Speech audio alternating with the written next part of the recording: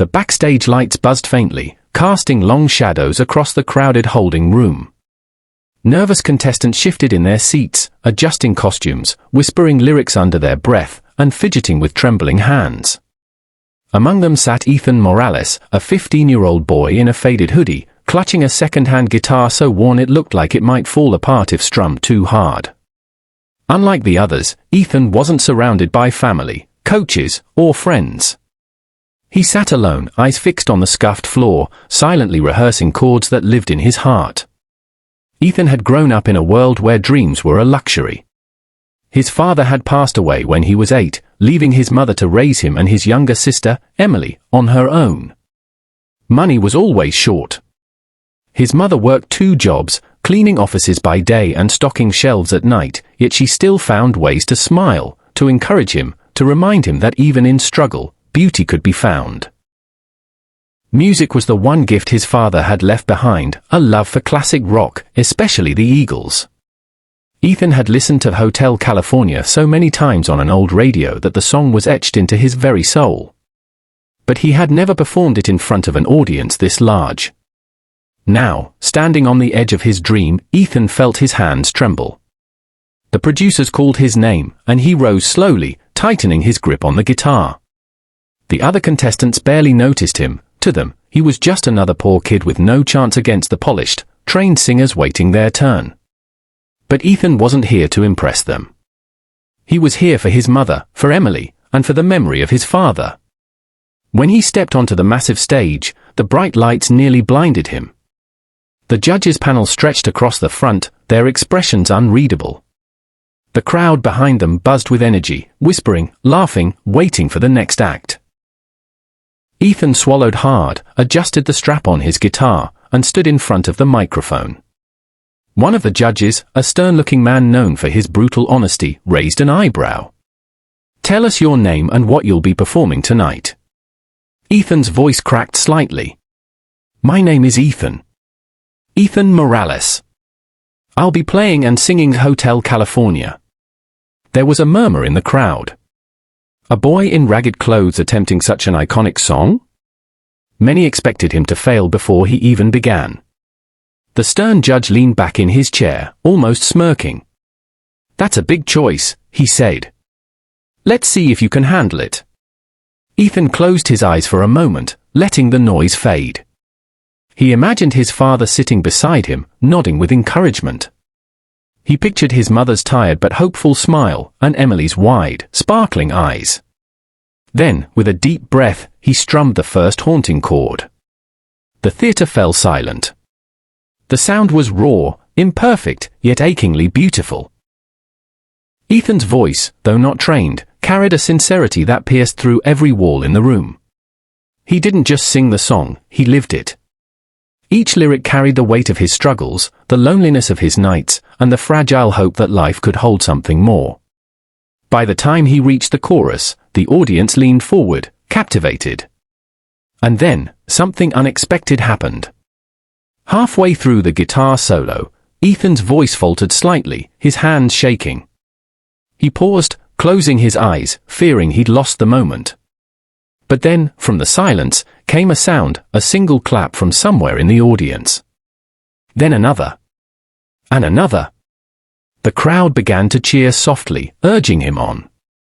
Ethan opened his eyes, tears welling, and with renewed strength, he poured everything he had into the final verse. By the last note, the entire theater was on its feet. The applause thundered like a storm, drowning out Ethan's own heartbeat. And as the lights illuminated the judges' table, something no one expected happened. 2 of the judges were wiping away tears, their faces crumpled with emotion. The stern judge who had doubted him pressed his lips together, his voice breaking as he whispered into the microphone. "Ethan, you just reminded us what music is all about." For a moment after Ethan strummed the final chord, silence hung in the air, thick, heavy, electric.